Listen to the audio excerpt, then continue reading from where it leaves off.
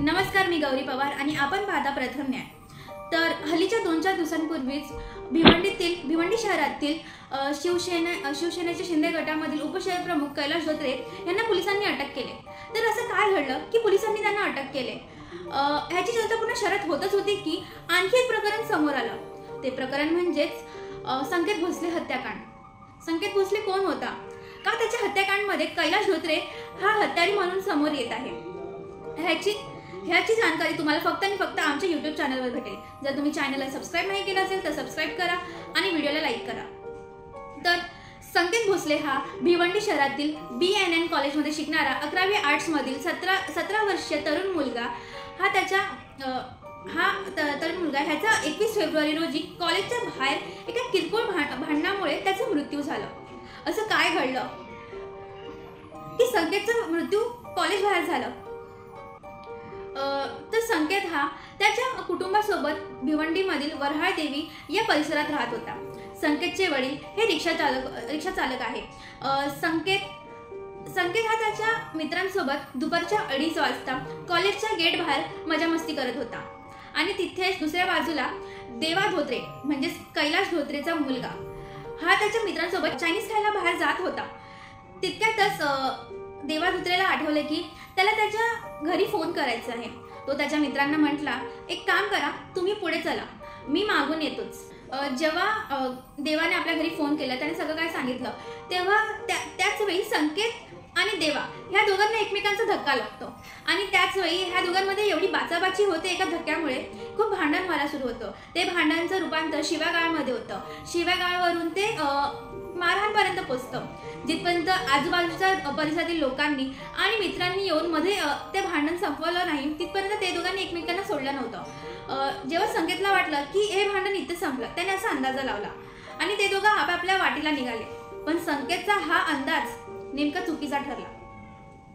संकेतला असं वाटलं की भांडण इथे संपलं, पण ते भांडण तिथे संपलं नव्हतं, ते भांडण तिथे वाढणार होतं। ह्याची जाणीव संकेतला मात्र नव्हतीच। दुपारचे 3-4 वाजले होते। संकेतच्या भावाला police station Narpoli police station भिवंडीतील नारपोली पोलीस स्टेशन मधून फोन येतो। तो खूप घाबरला, वडिलांना फोन करतो। वडिलांना सांगतो की तुम्ही आत्ताच्या आत्ता नारपोली पोलीस स्टेशन मध्ये पोहोचा। वडीलही सुद्धा घाबरत तिथे येतात। संकेतचं काही मुलांनी अपहरण केलं आहे। त्याला काही मुलं मारत शिव्यागाळ करत नेत होते, असं सगळं त्याच्या मित्रांनी त्यांना सांगितलं। तिथं गेले आणि पोलीस स्टेशनमध्ये कळलं की देवा धोत्रे हा हॉस्पिटलमध्ये ऍडमिट आहे, गुरुकृपा हॉस्पिटलमध्ये। वडील तिथे जातात, देवा धोत्रेला भेटतात, त्याला विचारतात, संकेत कुठे आहे? काय झालं तुझ्या संकेतमध्ये आणि तू इथे कसा काय आलास? तेव्हा देवा म्हटला की माझ्या आणि संकेतमध्ये दुपारी काही छोटंसं किरकोळ भांडण झालं होतं, पण संकेतने मला चाकू दाखवलं, संकेतने माझ्या डाव्या हाताला हल्ला केला आणि तिकडनं तो पळाला। असं देवा काही अशी उत्तरे हवेतच देत होता। वडील घाबरले, कुटुंबातील सर्व लोक घाबरली। माझं संकेत कुठे आहे असं वडील घाबरत पोलिसांना म्हणत होते। ते घरी आले, त्यानंतर पोलिसांनी त्यांना फोन केले, संकेतच्या वडिलांना। त्यांनी म्हटलं की तुम्ही आत्ताच्या आत्ता पोलीस स्टेशन मध्ये या, आम्हाला संकेतचा तपास लागला आहे। वडील तिथे जातात। तिथेच त्यांना एक बातमी कळते। ती बातमी म्हणजे अशी की संकेतला खूप रक्तस्राव होत आहे, संकेत खूप जखमी आहे, त्याला आत्ताच्या आत्ता लोटस हॉस्पिटलमध्ये घेऊन गेले आहे। वडील तिथे जातात, पाहतात तर संकेतच्या डोक्याला जखम लागली आहे, त्याच्या मानेवरती लागला आहे, त्याचे दोन्ही पायाचे गुडघे फ्रॅक्चर झालेले आहेत, हातापायाला जखम झालेली आहे। वडील खूप घाबरतात। त्याच्या मुलाचं ते रक्तस्राव बघून ते हल्ली एवढे घाबरले असतात की ते त्यांच्या तोंडातून शब्दही निघेना। जेव्हा डॉक्टर म्हटले की संकेतची हालत खूपच खराब आहे, आम्ही त्याला इथे नाही ठेवू शकत, तेव्हा त्याला लोटस हॉस्पिटलमधून काढून रेनबो हॉस्पिटलमध्ये घेऊन गेलेले असतात। तिथे संकेतला थोडे 2-4 दिवस ठेवलं, पण तिथेही त्याच्या डोक्याची जखम एवढी वाढली असते की त्याला तिकडनं काढून भिवंडीतील KEM हॉस्पिटलमध्ये त्याला तिथे शिफ्ट केलं। पण संकेतच्या डोक्यावरची जखम ती एवढी वाढली होती की दुर्दैवाने त्याचा तिथे मृत्यू झाला। 21 फेब्रुवारी रोजी संकेतचा मृत्यू झाला डोक्याच्या जखमीमुळे। जेव्हापासून संकेत सोबत एवढं सगळं होत होतं तेव्हापासूनच देवा धोत्रेचा वडील म्हणजे कैलाश धोत्रे तेव्हापासूनच फरार होता। वडिलांना त्याच्या प्रश्नाची उत्तरं मिळाली नाही की असं काय घडलं होतं की माझ्या मुलाचं अपहरण करून त्याच्या डोक्याला एवढी मोठी जखम कशी काय झाली, त्याला शिवागाळ का काही लोक नेत होती।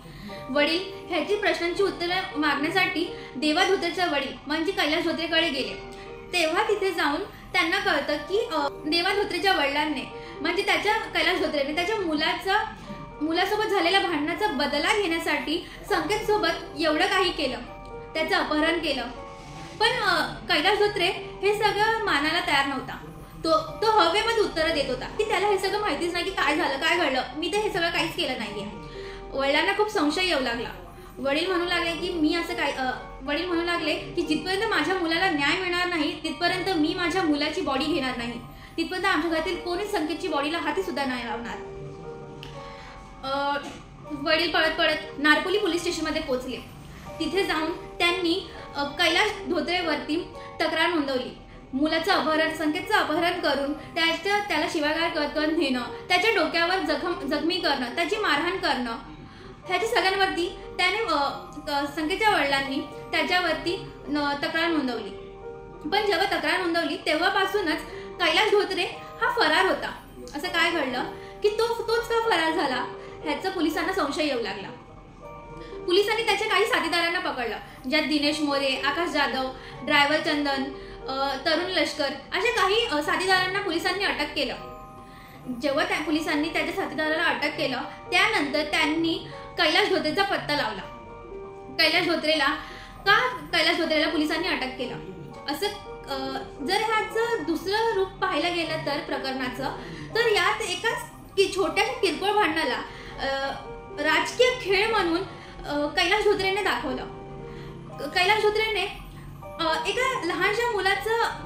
तरुणीय लहान मुलाचं जीव घेतला। तुम्हाला काय वाटतं की अशा लोकांना राजकीय पद नेहमी द्यायला पाहिजे का? असे लोक का त्यांच्या पावरचा चुकीचा उपयोग करतात? त्याच्या मुलाला न्याय मिळणार नाही तिथपर्यंत त्याची बॉडी घेतली नाही। पूर्ण भिवंडी शहर आज तणावामध्ये आहे, रागामध्ये आहे की एका छोट्याशा किरकोळ भांडणाला राजकीय खेळ म्हणून दाखवलं। या पूर्ण भिवंडी शहर रागामध्ये आहे। तुम्हाला काय वाटतं? संकेत सोबत जे काय झालं त्यात अशा माणसाला सोडून देणं बरं आहे की त्याला सुद्धा फाशीची सजा भेटली पाहिजे? अशीच बातम्या पाहिजे असतील तर आमच्या YouTube चॅनलला सबस्क्राईब करा। धन्यवाद।